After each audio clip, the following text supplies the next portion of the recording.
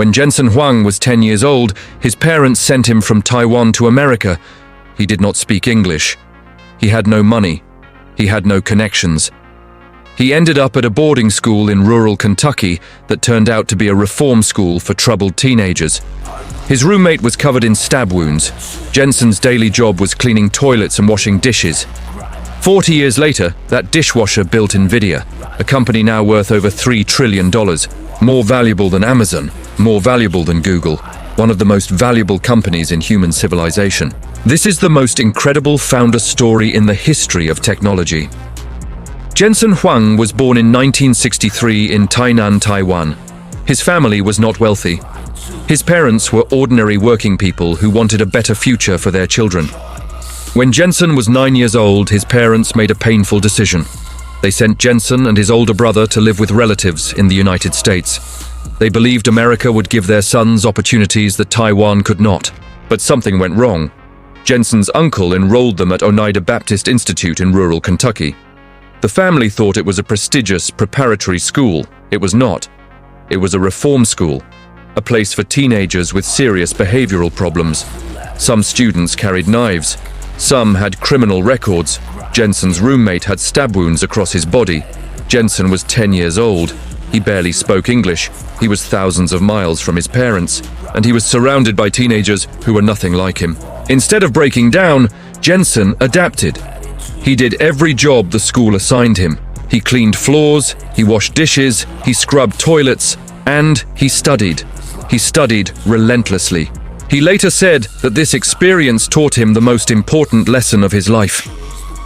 No matter how bad your situation is, you can either feel sorry for yourself or you can get to work. Jensen chose to get to work. Eventually, his parents moved to the United States and brought Jensen to Oregon. He enrolled in a normal school. He excelled in academics. He discovered a love for engineering and computer science. And he found something else unexpected. A girl named Lori. They met in college at Oregon State University. Lori was his lab partner in electrical engineering class. They fell in love. They got married. They are still together today, over 30 years later. Jensen graduated and got a job at LSI Logic, a chip design company. Then he worked at Advanced Micro Devices, known as AMD.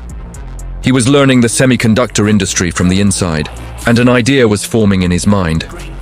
An idea that would eventually change the entire world. In 1993, Jensen Huang sat down at a Denny's restaurant with two friends, Chris Malachowski and Curtis Priem. All three were engineers. All three believed in the same vision. They believed that the future of computing would be driven by graphics, that visual computing would become the most important technology in the world, and that the world needed a dedicated chip designed specifically for rendering graphics. They founded Nvidia at that Denny's table. Jensen was 30 years old. He became CEO, and he has been CEO ever since, over 31 years, the longest-serving CEO of any major technology company. The early years were brutal. Nvidia nearly died multiple times. Their first product, the NV1, was a commercial failure. The technology was ahead of its time. The company burned through cash. They had to lay off more than half their employees. Jensen later said that Nvidia was 30 days away from going bankrupt, but Jensen refused to quit. He pivoted the company. He bet everything on a new product, designed around the emerging standard for 3D graphics. In 1999, Nvidia released the GeForce 256. They called it the world's first GPU, the graphics processing unit. It was a massive success. Gamers loved it. The gaming industry exploded. And Nvidia became the dominant force in graphics technology. For the next decade, Nvidia was known as a gaming company. They made the best graphics cards in the world. They powered the most popular video games. They were successful and profitable. But Jensen saw something that almost nobody else could see. He saw that the GPU, originally designed for games, could be used for something far more important. In 2006, Jensen Huang made the most important decision in the history of Nvidia. He launched something called CUDA. It stood for Compute Unified Device Architecture. CUDA was a software platform that allowed programmers to use Nvidia GPUs, not just for gaming graphics, but for general-purpose computing. Complex math, scientific simulations, data processing, and eventually, artificial intelligence. At the time, almost nobody understood why Jensen was doing this. Wall Street did not care, investors did not care, gamers did not care. CUDA generated almost no revenue for years. Analysts questioned whether Jensen was wasting money on a technology that had no market. Nvidia's board had doubts. Even some employees were confused. Jensen did not care. He believed that parallel computing, the ability to process thousands of calculations simultaneously, would become the foundation of the next era of technology. He kept investing in CUDA, year after year. Hundreds of millions of dollars, with almost no return.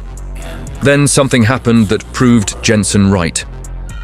Researchers in the field of artificial intelligence discovered that Nvidia GPUs were perfect for training neural networks. Training an AI model requires processing enormous amounts of data through millions of mathematical operations simultaneously. That is exactly what GPUs were designed to do. CPUs made by Intel processed tasks one at a time.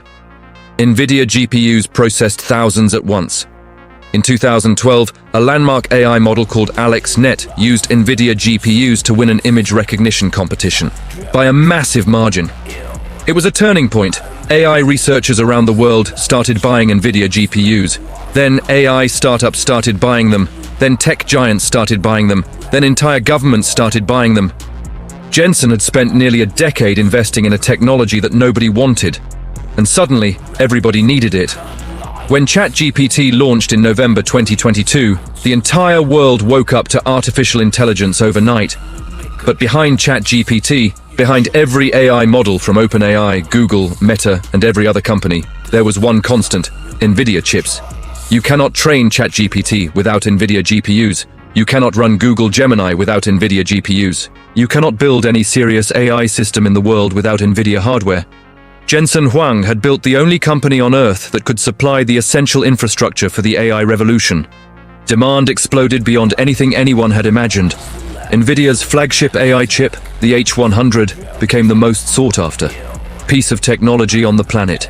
Each chip costs between $25,000 and $40,000, and there were not enough of them. Companies were waiting months to get their orders filled. Some companies were paying premium prices just to jump the queue. The H100 was compared to gold, oil, and rare diamonds. Except it was more valuable than all of them, because without it, AI simply could not function. Nvidia's revenue went from $27 billion in 2023 to over $130 billion in 2025. Their profit margins exceeded 70%. Their stock price increased by over 800% in less than 2 years. And Nvidia's market capitalization crossed $3 trillion, making it one of the 3 most valuable companies on Earth. Alongside Apple and Microsoft. Jensen Huang, the kid who washed dishes in a reform school in Kentucky, was now running a company worth more than Amazon, more than Google, more than Meta, more than Tesla, more valuable than most countries' entire economies.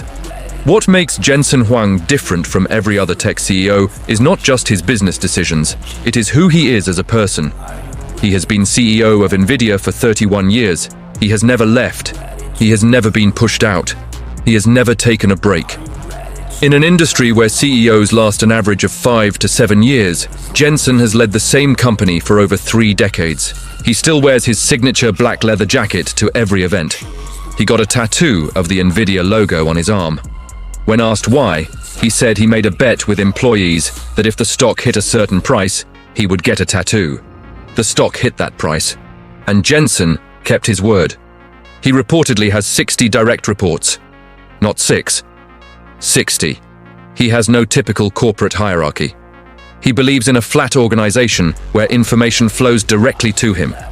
He reads emails from engineers at every level.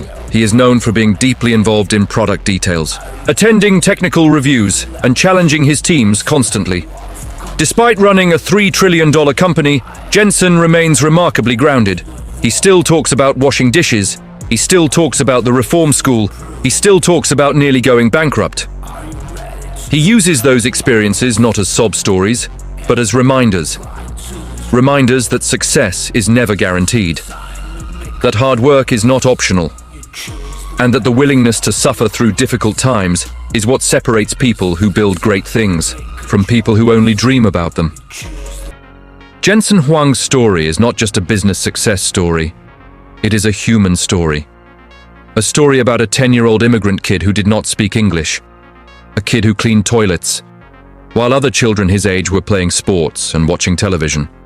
A kid who could have given up 1,000 times but never did. He built Nvidia when nobody believed in graphics chips. He invested in CUDA when nobody understood parallel computing. He bet on AI when the rest of the world thought it was science fiction, and he was right every single time.